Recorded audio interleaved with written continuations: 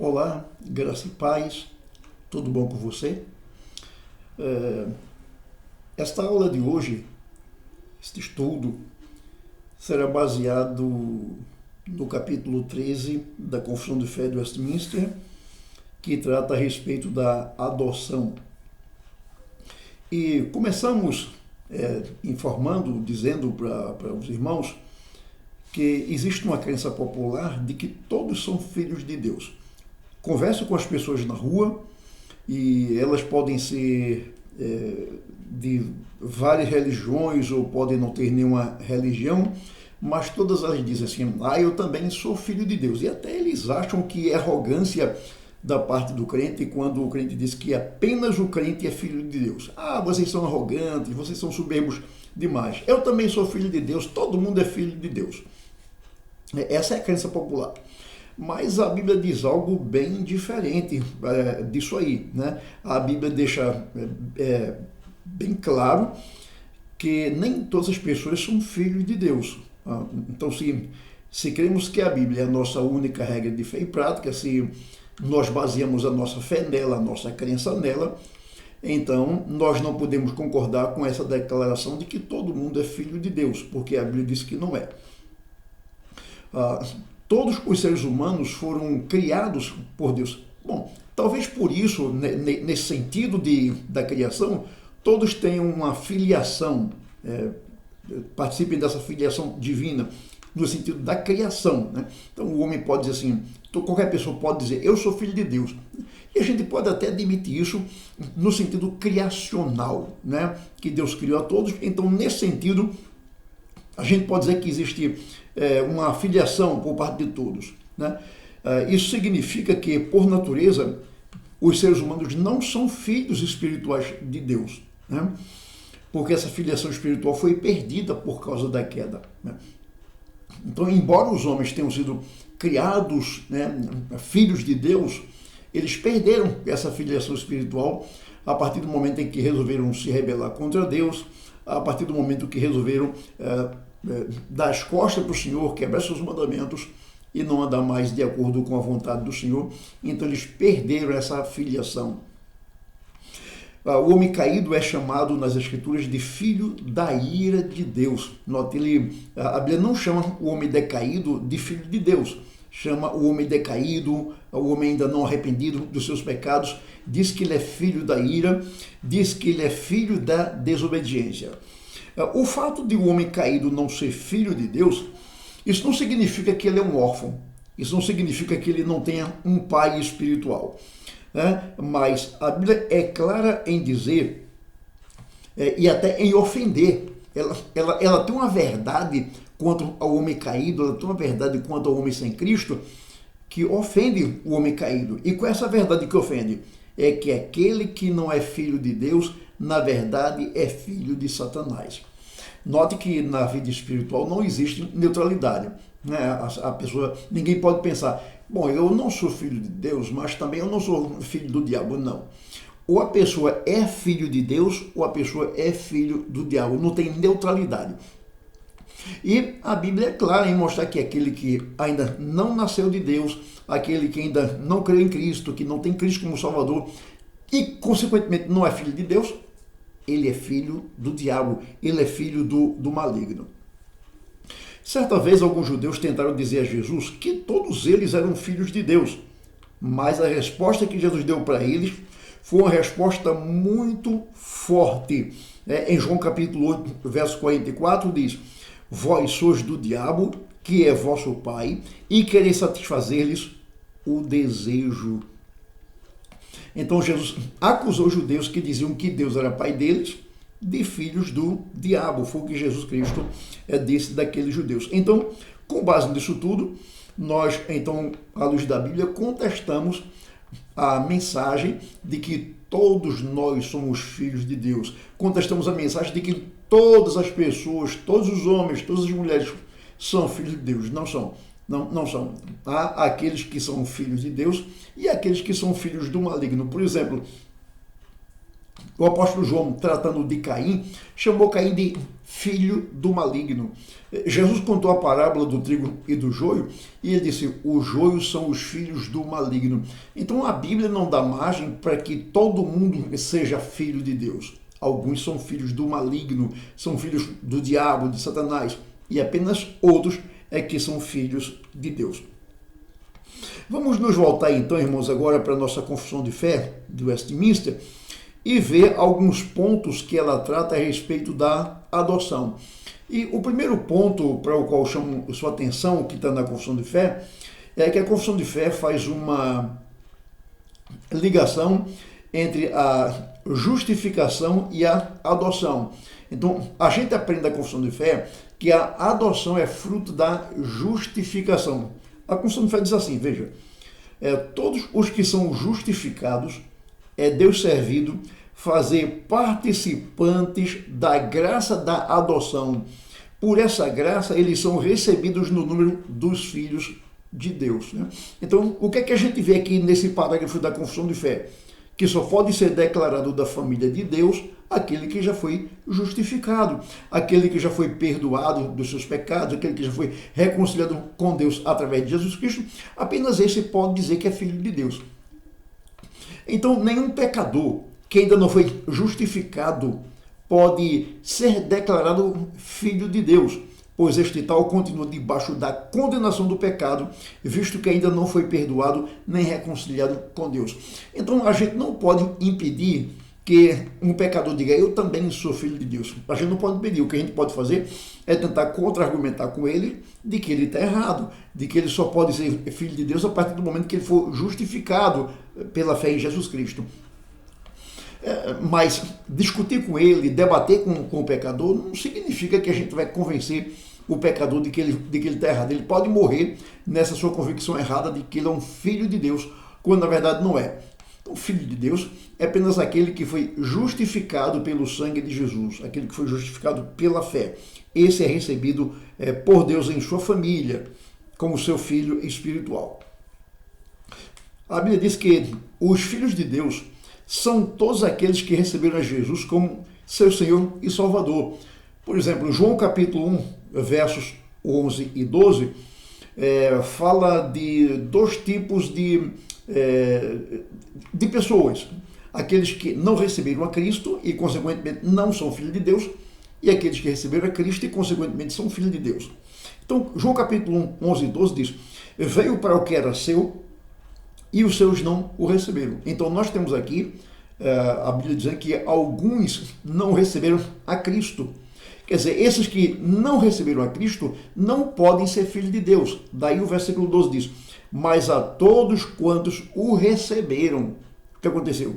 Deu-lhes o poder de serem feitos filhos de Deus, a saber, aos que creem no seu nome. Então, note que de acordo com o versículo 12, filho de Deus é somente aquele que recebeu Jesus, aquele que creu no nome de Jesus. E enquanto que aquele que não recebeu Jesus não pode ser tido como filho de Deus. Esse é o ensinamento da Bíblia Sagrada.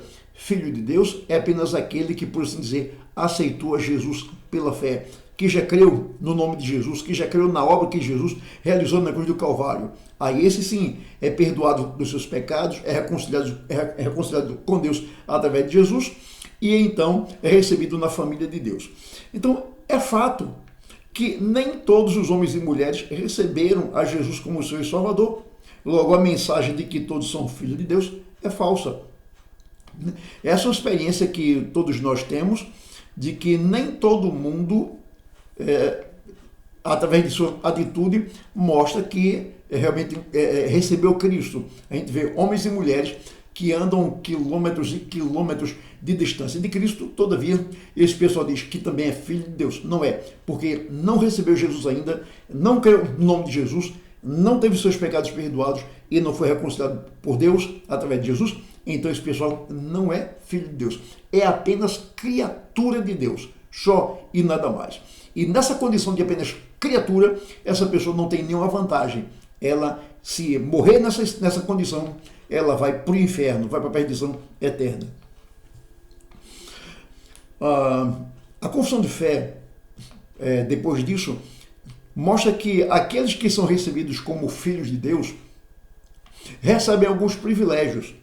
Veja, da mesma forma que numa família humana, uma criança, por ser adotada, goza de todos os privilégios daquela nova família, da mesma forma, quando um pecador é justificado e reconciliado por Deus, por intermédio da obra de Cristo, passa a experimentar todos os privilégios da família divina. Então, veja a ligação. A Bíblia pega a experiência da adoção humana de uma família que adota uma criança como seu filho, aquela criança passa a ter todos os privilégios daquela família, todos os privilégios e direitos do filho natural. Então, da mesma forma, na família espiritual, quando Deus nos recebe como seus filhos, Ele nos dá todos os privilégios legais da filiação. Vejamos quais são alguns desses privilégios que a Bíblia dá para aquele que foi recebido como filho, alguns privilégios que estão aqui anotados na confissão de fé. Então, em primeiro lugar, o primeiro privilégio que aquele que é crente recebe é que ele recebe o espírito de adoção. Aquele que é justificado, aquele que é perdoado dos seus pecados, que é reconciliado com Deus, o primeiro privilégio do qual ele participa é que ele recebe o espírito de adoção, né? Os filhos de Deus recebem exatamente esse espírito de adoção e então eles possuem livre acesso ao trono da graça, podendo clamar a Deus dizendo Abba, Pai. Então, recebemos o espírito de adoção pelo qual clamamos Abba, Pai. Assim, só um crente genuíno, só alguém que foi de fato reconciliado com Deus, pode de fato e de verdade clamar Abba Pai. Abba é a palavra aramaica que significa paizinho, né? É uma forma carinhosa do filho se dirigir ao seu pai. Então, através do Espírito que nos foi dado, então nós somos levados a clamar Abba Pai. Os crentes não são filhos de Deus por natureza, mas por adoção. Deus nos recebeu na sua família como filhos. Isso implica, irmãos, que nossa adoção não está baseada no nosso próprio merecimento, né? Você pode perguntar ao incrédulo que diz, eu também sou filho de Deus. Você pergunta, como é que você se tornou filho de Deus? E você vai perceber que você vai arranjar algumas respostas que não são as respostas bíblicas, pessoas até que se acham merecedoras dessa filiação. Nós fomos adotados como filho de Deus não com base em nosso próprio merecimento. Deus não nos adota porque viu algo de bom em nós. Na verdade, Ele nos adota pela sua soberana vontade, segundo o seu beneplácito e por intermédio de nossa união com Cristo através de sua morte redentora. É somente por causa dos méritos de Jesus que nós somos justificados, que nós somos reconciliados com Deus e que nós somos adotados na família de Deus. Nós não somos adotados como filhos de Deus por conta de algo bom que havia em nós, por conta de mérito que nós tínhamos, mas fomos adotados na família de Deus por causa de Jesus, por causa da obra que Jesus realizou em nosso benefício na cruz do Calvário. O apóstolo João ficou maravilhado diante dessa verdade extraordinária, de que agora nós somos filhos de Deus. E isso o levou a fazer a seguinte declaração, em 1 João capítulo 3, versículo 1. Vejam que grande amor nos tem concedido o Pai, a ponto de sermos chamados filhos de Deus. E de fato somos filhos de Deus. Por essa razão, o mundo não nos conhece, porquanto não o conheceu a Ele mesmo. Então veja que aqui João diz que nós somos filhos de Deus por conta do grande amor de Deus. Então ele nos chama de seus filhos. E João diz que a postura do mundo, a atitude do mundo para com essa nossa declaração é que o mundo nos odeia, né? O mundo não nos conhece, né? Porque não conheceu a Deus e o mundo nos odeia. O mundo nos acha soberbo, nos acha assim, orgulhosos, porque diz que vocês dizem que somente vocês são filhos de Deus, vocês são soberbos demais, vocês são orgulhosos demais. Aí João diz que o mundo não nos conhece. não nos conhece e ele não aceita essa nossa postura de que nós somos os filhos de Deus, de que nós, os crentes, somos os filhos de Deus. Em Romanos capítulo 8 e o verso 16, o apóstolo Paulo explica que o Espírito Santo testifica com o nosso espírito que somos filhos de Deus. Isso acontece porque é o próprio Espírito Santo quem guia aqueles que são filhos de Deus, conforme Romanos 8,14. Pois todos os que são guiados pelo Espírito de Deus, esses são filhos de Deus. Certamente que é fato, irmãos, de que nem todo mundo é guiado pelo Espírito de Deus. É fato que nem todo mundo recebe no seu íntimo, no seu coração, a testificação, o testemunho de que ele é filho de Deus. Esse testemunho do Espírito é dado somente àquele que já se reconheceu como pecador, que se arrependeu do seu pecado e que já recebeu Jesus Cristo como seu Senhor e Salvador, que já creu no nome de Jesus. Apenas no coração desses é que o Espírito Santo dá testemunho de que ele é um filho de Deus e que o Espírito Santo guia essas pessoas. Então, esse é o primeiro privilégio que a confissão de fé aponta daquele que foi justificado, daquele que foi reconciliado com Deus, é que ele recebeu o espírito de adoção. Ele agora pertence à família de Deus, à família espiritual de Deus. Em segundo lugar, um outro privilégio que o crente recebe é que o crente é tratado com misericórdia, ele é protegido, privado e corrigido, mas nunca é abandonado, né? Então veja, Deus trata o crente com misericórdia, ele certamente que ele é misericordioso também com o mundo, né, em vários aspectos, mas com o crente a sua misericórdia é algo especial. Deus protege o crente, Deus provê o necessário para o crente e Deus corrige o crente, ele dá a chibatada no crente quando ele precisa levar a chibatada, mas o crente nunca é abandonado. Porque Deus recebeu o crente como filho. Ora, veja, um pai humano amoroso, quando o filho é rebelde, ele açoita o filho, ele castiga o filho, disciplina o filho, mas não coloca o filho para fora de casa, não deserda o filho. Um pai amoroso não faz isso. Imagina Deus que é o sumo amor, que é a plenitude do amor, né? Então aquele a quem Deus recebe como filho, ele nunca o deserda, ele nunca o abandona. Sempre que o filho pecar, sempre que o filho desobedecer, for rebelde contra ele, vai para a chibatada, vai para o açoite, vai para o castigo, vai para o puxão de orelha. Mas Deus não abandona. Por conta da misericórdia de Deus, os que são recebidos como filhos por meio de Jesus, são por ele guardados e protegidos. Guardados e protegidos, sobretudo do mal espiritual, né, do mal eterno, do suplício eterno. Por vezes, Deus permite que o crente passe por algumas dificuldades físicas, materiais, financeiras, o crente caia em alguma enfermidade grave, sofre um acidente, mas Deus guarda o crente de ser fisgado pelo maligno, Deus guarda o crente de que a tentação o derrota definitivamente, Deus guarda o crente de que ele fique prostrado para sempre e de que ele pereça e vá para o inferno.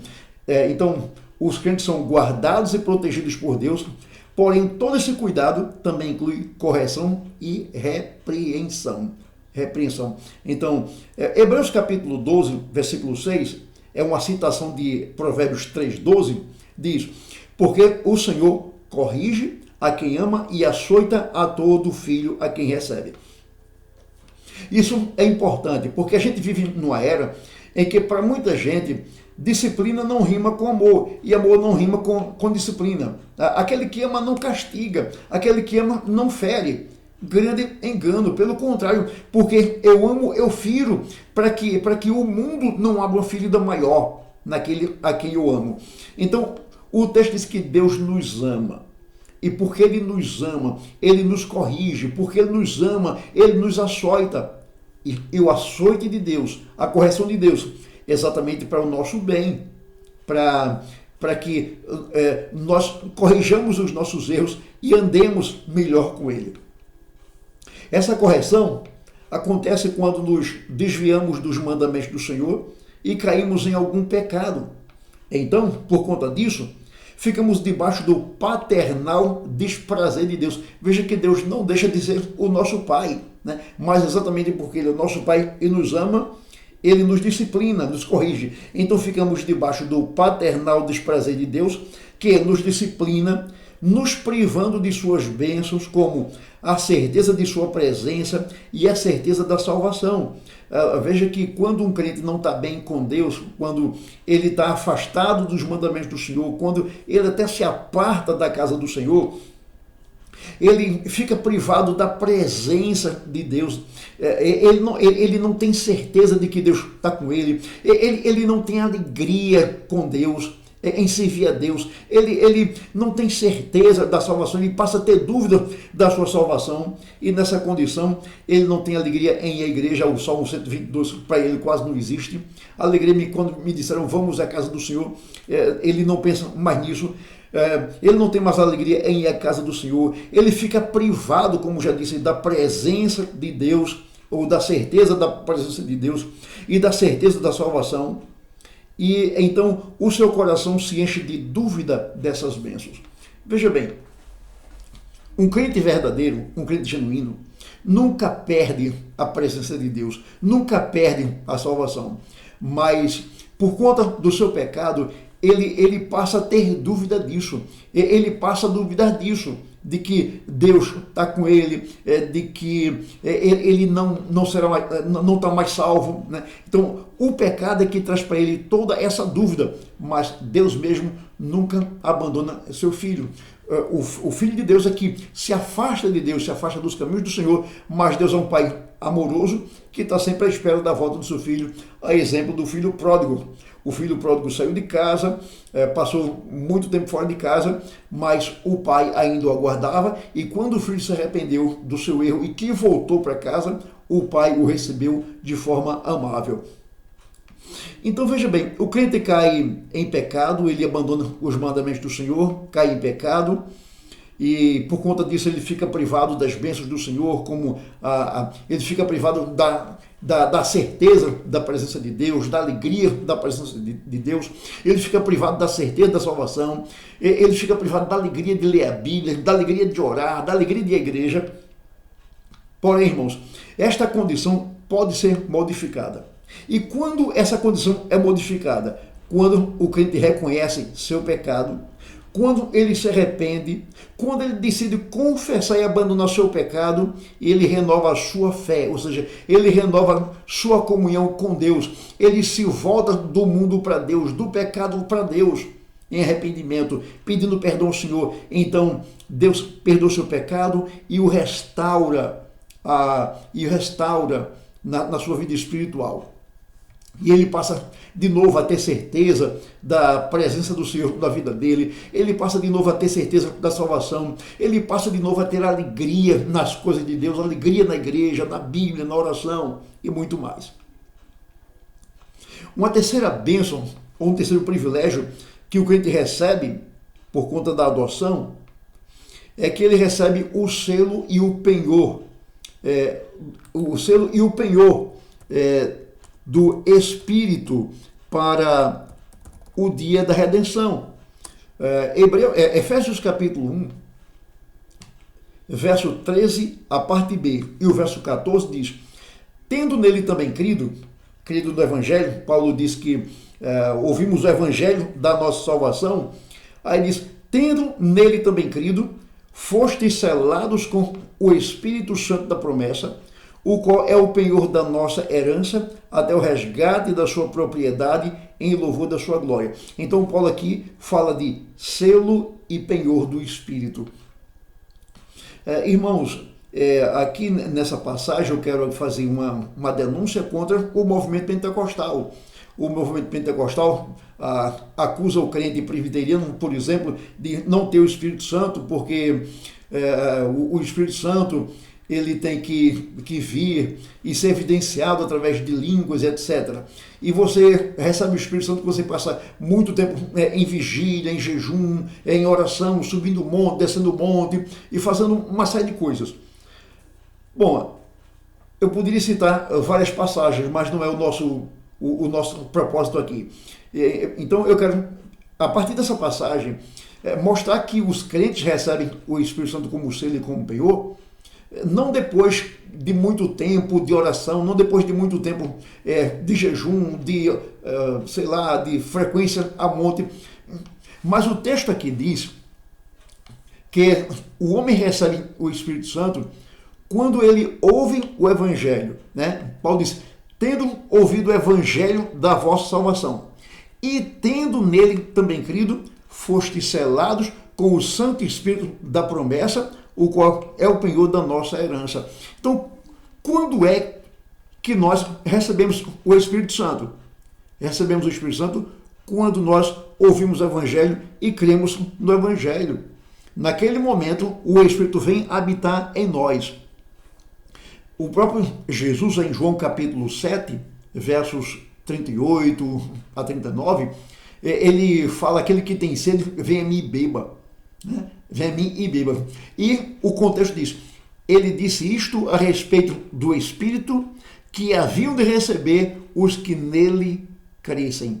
Então, quando é que nós recebemos o Espírito Santo? Quando nós cremos. Não é quando fazemos espalhafados, quando plantamos bananeira, quando subimos pau de sebo, quando jejuamos e oramos. Recebemos o Espírito Santo quando ouvimos o Evangelho, nos convencemos de que o Evangelho é verdadeiro, de que aquilo que ele diz de nós é a verdade, ele diz que nós somos pecadores e que nós precisamos de Cristo, ele nos aponta para Cristo. Então, quando nós abraçamos a mensagem do Evangelho e cremos em Jesus, naquele momento nós somos selados com o Espírito Santo.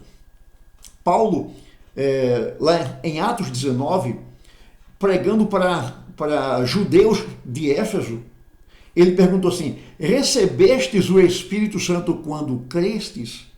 Então veja, a linguagem bíblica é que o crente recebe o Espírito Santo quando ele crê. Quando ele crê, não é depois de muito tempo depois que ele crê, mas é quando ele crê, ele recebe o Espírito Santo como selo e como penhor da nossa herança. Aí eu quero primeiro falar a respeito do selo, quero dar uma palavrinha sobre o selo e depois uma palavrinha sobre o penhor. Então isso aqui tem muito a ver com a questão comercial, por exemplo. No mundo antigo e também no nosso mundo, quando se despachava uma cesta ou um pacote, aquela cesta ou aquele pacote recebia um selo. O que era aquele selo? Era a garantia de que aquele pacote ou cesta procedia de determinado remetente e que estava intacto. Então, aquele selo indica quem estava indicando aquele pacote. Né? Selo fala de possessão. Por exemplo, pense no fazendeiro. Ele tem muitos gados. Então, o que ele faz? Ele marca com um ferro, ele tem um ferro onde tem ali uma marca dele, e aquele ferro ele esquenta no fogo e coloca no gado. Então, todo o gado dele é marcado, né, com aquela marca. Então, onde um boi dele tiver, onde um cavalo dele tiver, ele o reconhece como sua posse, como sua propriedade, a partir daquela marca. Né? Então, da mesma forma, irmãos, o sinal, o selo do Espírito é sinal de que nós somos possessão de Deus, é sinal de que nós somos propriedade de Deus, é sinal de que nós pertencemos a Deus. É o Espírito Santo que é colocado em nós como selo. Então,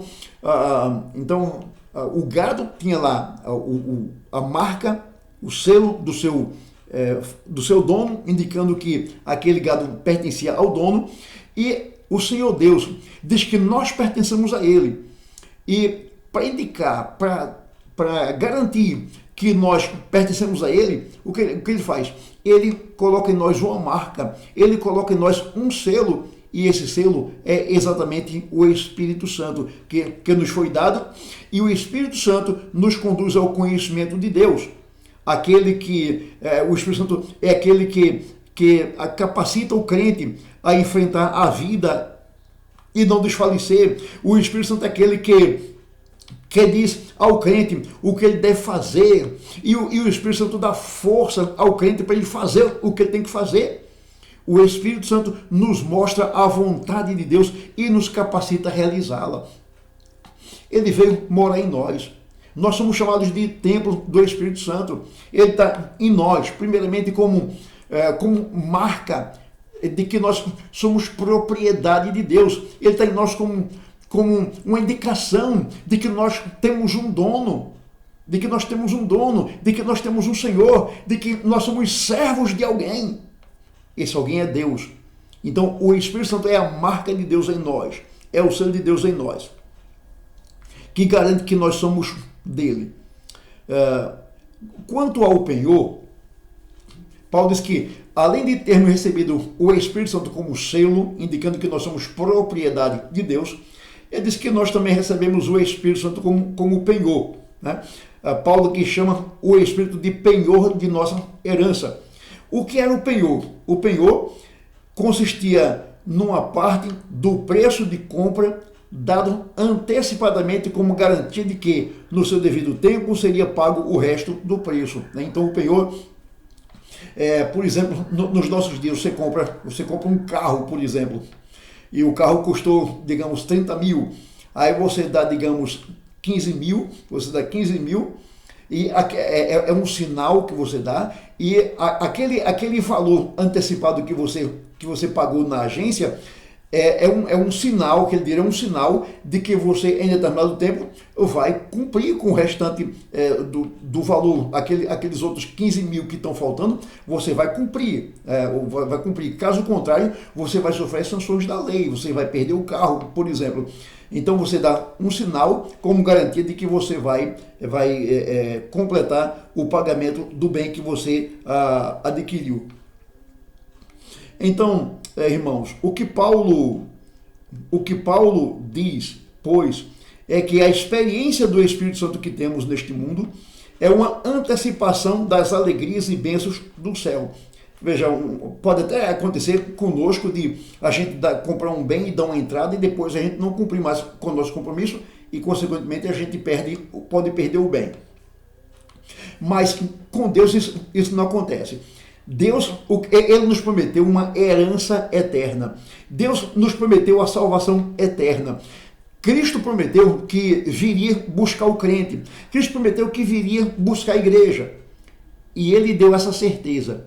Quando ele disse, a certeza que eu dou para vocês é o Espírito Santo. Ele está aqui. Então, penhor é garantia. Então está aqui a garantia de que eu voltarei um dia para buscar vocês. Ele não disse à igreja quando será esse dia, mas ele prometeu à igreja que voltaria para nos buscar, e ele deu essa garantia quando nos deu o Espírito. Eu estou dando o meu Espírito como garantia. Ele é a certeza de que eu vou voltar para buscar vocês, para morar comigo, para viver comigo para sempre.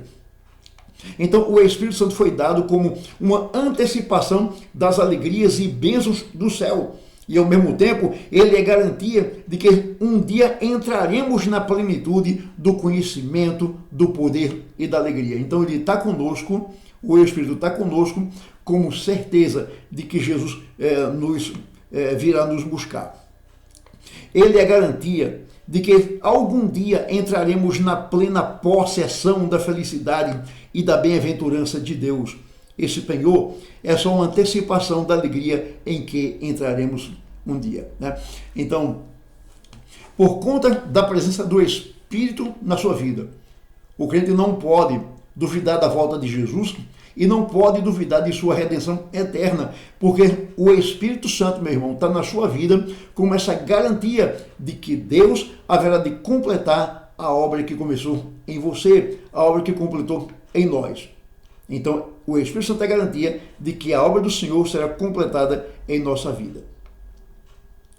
A confissão de fé também diz que aqueles que foram adotados como filhos de Deus recebem promessas como herdeiros da eterna salvação.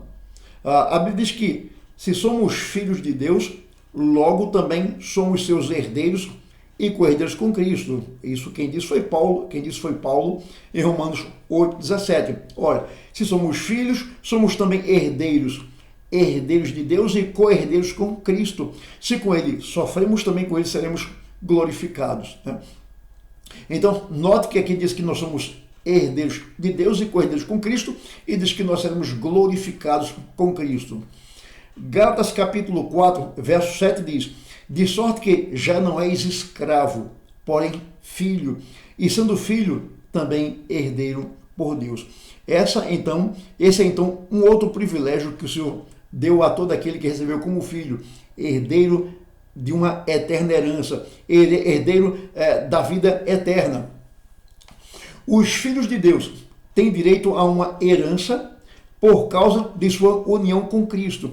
Note que essa herança que nós temos não é baseada em nossos méritos, não é baseada em algo de bom que é em nós, mas essa herança que nós temos, ela nos vem por causa de nossa ligação com Cristo, por conta de nossa união com Cristo.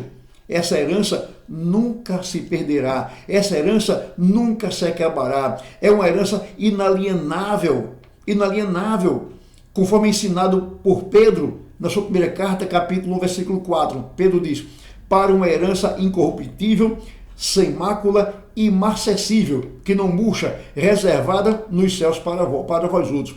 Então, essa herança que nós temos é incorruptível, ela não tem mancha e ela não murcha, ela está reservada para nós no céu. Então, o crente nunca perderá essa herança, ela nunca se acabará. Né? Isso aqui é importante, porque nós temos os irmãozinhos arminianos que acham que perdem essa herança. Eles não têm firmeza doutrinária, não têm firmeza no conhecimento da palavra. Então, é muito comum você encontrar um cristão arminiano que não tem certeza de salvação, né? Que acham que pode perder a salvação, porque ele não entende essa linguagem de que Deus reservou para nós uma herança incorruptível, sem mácula e inacessível, que não murcha, que está reservada para o crente no céu. E veja, em certo sentido, essa herança já está presente em nós, já existe no presente. Em certo sentido, os filhos de Deus já desfrutam dessa herança através das bênçãos de sua comunhão com Cristo. Mas a Bíblia muito claramente afirma que os filhos de Deus receberão a plenitude dessa herança só no futuro. É o que em teologia nós chamamos de tensão, conflito entre o já e o ainda não. Então, o crente, de certa forma, já desfruta dessa herança, porém, ainda não desfruta dela no sentido pleno. O crente aqui tem uma antecipação dessa herança. O desfrute da plenitude dessa herança, ele só vai experimentar quando ele estiver no céu, lá na glória. Mas a Bíblia garante que ele chegará. Nenhum filho de Deus deixará de chegar na glória. Nenhum filho de Deus deixará de herdar essa herança. Nenhum filho de Deus deixará de frutificar da felicidade, da bem-aventurança eterna. É isso que a Bíblia ensina para todos nós. Então essa herança, o crente já começa a desfrutar aqui, porém a plenitude dessa herança ele só vai desfrutar quando estiver no céu. Essa herança maravilhosa não apenas está restrita à nossa alma, mas ela também abrangerá o nosso corpo. A Bíblia diz que quando Cristo voltar, nós seremos glorificados junto dele. Nossos corpos também serão redimidos. E o que é corruptível será incorruptível. Por exemplo, Romanos capítulo 8, verso 23 diz: igualmente gememos em nosso íntimo, aguardando a adoção de filhos, a redenção do nosso corpo. 1 Coríntios 15, 53 diz: porque é necessário que este corpo corruptível se revista da incorruptibilidade e que o corpo mortal se revista da imortalidade. Então veja que no plano da redenção, a alma não reina sozinha. No plano da redenção, a alma não herda a herança sozinha, mas a alma herda a herança juntamente com o corpo. O dualismo entre corpo e alma a alma como sendo boa e o corpo mau, então eles têm que ser separados. Esse dualismo pertence à filosofia grega, à filosofia pagã, não à filosofia bíblica cristã. Na filosofia bíblica, tanto a alma quanto o corpo foram criados por Deus e eles têm valor igual. Quando Jesus morreu na cruz, morreu para resgatar nossa alma e nosso corpo, morreu para perdoar os pecados de nossa alma e os pecados do nosso corpo.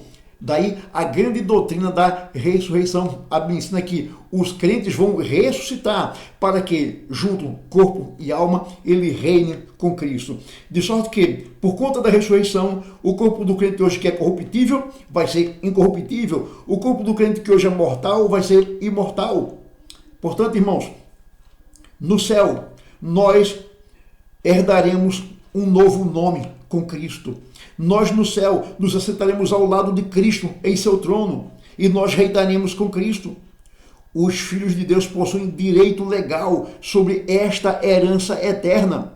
Porém, é importante entender que esse direito foi conquistado e estabelecido não por nós, mas por Cristo. Não foi você que conquistou por seus méritos a herança de ter um novo nome, de se assentar ao lado de Cristo no céu, de reinar com Ele, de herdar a vida eterna. Você não conquistou isso por seus méritos. Cristo conquistou isso para você na cruz do Calvário. Lembre-se sempre, a morte de Jesus na cruz foi uma morte substitutiva, uma morte vicária, em que Ele morreu por nós para que, mediante sua morte, nós herdássemos com Ele a herança eterna. Eu quero concluir essa nossa aula dizendo o seguinte: louvado seja Deus pelo privilégio que Ele nos deu de sermos recebidos como membros de sua família espiritual. Portanto, sendo verdade que somos filhos de Deus por meio de Jesus Cristo e a obra do Espírito Santo realizada em nosso coração, devemos fazer jus a tal privilégio. Como é que a gente faz jus ao privilégio de sermos filhos de Deus? Vivendo nossa vida para o inteiro agrado e louvor do Senhor. Não podemos ter atitudes de pessoas que ainda andam nas trevas e são filhos do maligno. Nossa postura deve ser andar como filhos da luz, ou seja, andar em santidade, refletindo o caráter santo daquele a quem chamamos Abba, Pai.